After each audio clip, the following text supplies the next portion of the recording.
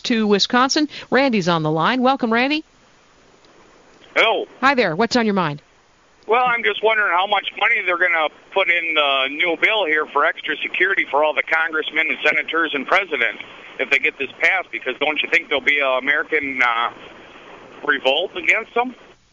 Well, I'm hopeful that the revolt that we see, if they happen to get this passed, is at the ballot box and that it comes swiftly this year. It was almost hinted at. We'll have Congresswoman Michelle Bachmann on with us later in the week, Congressman King, but some are talking about impeachment. Are you hearing any rumors like that?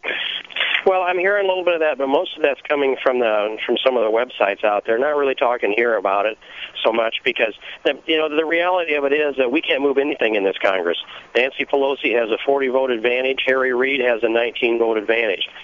We can't move impeachment of anything. If the President of the United States committed some act, and this is hypothetical completely, it's so heinous and maybe that the American people would reject unless the committee chairs decided to move on impeachment, it would not happen in this Congress.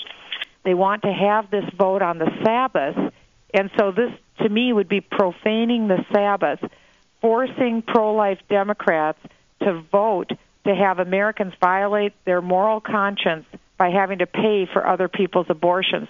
And I got to wonder if it's bureaucratic committees deciding whether you get health care or not. What if they treat health care like they did the auto industry? What if it's just the Republican dealerships that get closed down? What if it's people who don't support the administration that are told, no, you can't get that operation, you can't get that medication that you need? These are frightening times, are they not? Well, they are frightening times, and I'll tell you what we're moving toward here is a politically driven health care system. Is that what people really want? Please to pour our lives out as well in your service, growing in faith and hope and love by everything that we do. We pray that you'll defend our nation at this time against a great threat, an unbiblical threat, a threat that it's the job of government to steal from other people and redistribute wealth. That's clearly against the teaching of your word and against your commandment not to steal. Certainly, you've never given governments the authority to redistribute wealth. I'll tell you, you hear things like the slaughter solution, which seems pretty appropriate considering it's the unborn, it's the elderly, the disabled, and perhaps each of us that might be slaughtered by denying us treatment or paying outright for the killing, as with abortion. Self-executing rules. I mean, these are things that, might be aimed at us. Do you think they're going to use this trick to get this thing through?